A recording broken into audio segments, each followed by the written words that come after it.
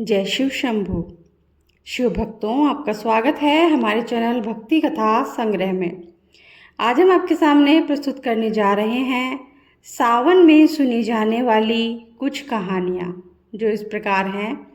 पहली कहानी है पार्वती की परीक्षा। देवी सती ने ही पार्वती के रूप में दूसरा जन्म लिया था। इस जन्म में भी शिव को पति के रूप में पाने के लिए वे कठिन तप कर रही थी। शिव ने पहले सप्तऋषियों को परीक्षा के लिए भेजा। सप्तऋषियों ने पार्वती के पास पहुंचकर शिव जी की बहुत बुराई की, उनके दोष गिनाए, लेकिन पार्वती अपने संकल्प पर अडिग रही। इसके बाद महादेव खुद आए। उन्होंने पार्वती जी को वरदान दिया और अंतर्ध्यान हो गए। तभी एक बच्चे की आवाज़ सुनाई दी। पार्वती जहाँ तप कर रही थी, उसी के पास मौजूद तालाब में मगरमच्छ ने एक बच्चे का पैर पकड़ रखा था। पार्वती वहाँ पहुंची और मगरमच्छ से बच्चे को छोड़ने को कहा। मगरमच्छ ने अपना नियम बताते हुए इनकार किया कि दिन के छठे पहर में जो मिलता है उसे आहार बना लेता हूँ।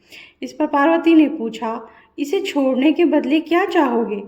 मगरमच्छ ने कहा, अपने तप का फल मुझे दे देंगी तो मैं बालक को छोड़ दूंगा।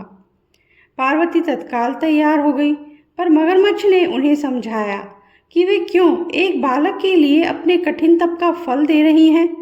लेकिन पार्वती ने दान का संकल्प किया। उनके ऐसा करते ही मगर का शरीर चमकने लगा। अचानक बच्चा और मगर दोनों गायब हो गए और उनकी जगह शिव प्रकट हुए। उन्होंने बताया कि वो परीक्षा ले रहे थे। चूँकि पार्वती ने अपने तप का फल शिव को ही दिया था, इसलिए उन्हें दोबारा तप करने की जरूरत नहीं पड़ी। अगली कथा है कामदेव को भस्म किया। शिव को कामांतक भी कहते हैं। इसके पीछे कथा है। तारकासुर ने ब्रह्मा जी से 2 वरदान पाए थे। पहला, तीनों लोकों में उनके समान ताकतवर कोई ना हो, और दूसरा, शिवपुत्र ही उसे मार सके। तारकासुर जानता था कि देवी सती के देहांत के बाद शिव समाधि में जा चुके हैं, जिससे शिवपुत्र होना असंभव था। वरदान पाकर तारकासुर ने तीनों लोकों को जीत लिया। उसके अत्याचार से परेशान होकर देवता ब्रह्मा जी के पास गए। उन्होंने देवताओं को वरदान के बारे में बताते हुए कहा कि केवल शिवपुत्र ही तारकासुर को मार सकता है, लेकिन शिव जी गहरी समाधि में हैं।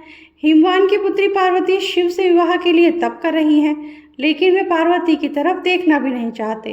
अगर महादेव पार्वती से विवाह कर पुत्र उत्पन्न करें, तभी इस दैत्य का वध संभव है। तब इंद्र ने कामदेव से कहा कि वे जाकर शिव जी के मन में देवी पार्वती के प्रति अनुराग जगाएं। कामदेव ने पुष्पबाण ध्यान मग्न शिव जी पर चला दिया।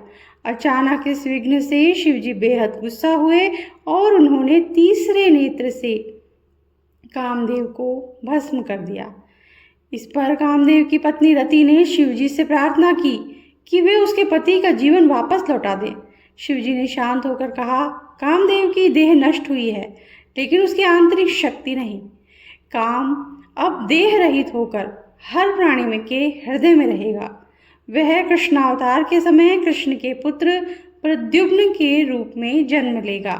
तुम फिर उसकी पत्नी बनोगी। उस समय रति ने मायावती के रूप में जन्म लिया था। अगली कथा है अशुभ से हुआ शुभ। नर्मदा नदी के किनारे धर्मपुर नाम का एक सुंदर नगर था। उसमें विश्वानर नाम का ब्राह्मण अपनी पत्नी सुचिस्मति के साथ रहता था। दोनों शिव भक्त थे और उन्होंने पुत्र पाने के लिए उनसे वरदान मांगा कि स्वयं भगवान शिव उनके पुत्र के रूप में जन्म लें। शिव के वरदान से उनके यहाँ एक पुत्र का जन्म हुआ, जिसका नाम गृहपति था। जब बालक 11 साल का था, तब देवर्षि नारद ने उसका हाथ देखकर भविष्यवाणी की कि साल भर के भीतर उसके साथ कुछ अशुभ होगा, जो आग से जुड़ा होगा। जब माँ बाप ने ये सुनकर दुखी हुए, तो बेटे ने उन्हें सांत्वना देते हुए कहा कि वे दुखी ना हो, क्योंकि वे भगवान को प्रसन्न कर लेगा, इससे अनिष्ट टल जाएगा। माता पिता से आज्ञा लेकर वह शिव की नगरी काशी पहुंचा। वहां उसने गंगा के मणिकर्णिका घाट पर स्नान किया और पूरे साल शिवलिंग की पूजा की। जब नारद मुनि द्वारा बताया अनिष्ट समय आया तो देवराज इंद्र ने प्रकट होकर उससे वरदान मांगने को कहा। बालक ने वरदान लेने से मना किया और कहा कि वो केवल भगवान शिव से ही वर प्राप्त करेगा। ये सुनकर इंद्र बहुत गुस्सा हुए और उन्होंने इस बालक को सबक सिखाने के लिए वज्र उठा लिया। बालक ने भगवान शिव से रक्षा की याचना की। तभी शिव प्रकट होकर बोले, डरो मत, मैं तुम्हारी परीक्षा लेने के लिए इंद्र के वेश में आया था। मैं तुम्हें अग्नीश्वर नाम देता हूँ। तुम आग्नेय दिशा के रक्षक होगे। जो भी तुम्हारा भक्त होगा उसको अग्नि, बिजली या अकाल मृत्यु का डर नहीं होगा। अग्नि को शिव का एक रूप कहते हैं। वो शिव का तीसरा नेत्र भी है। इसी के साथ ये वीडियो हम समाप्त करते हैं। अगर आपको अच्छा लगा हो, कहानियाँ अगर आपको अच्छी लगी हो तो लाइक ज़रूर कीजिएगा और अपने फ्रेंड्स के साथ शेयर ज़रूर कीजिएगा।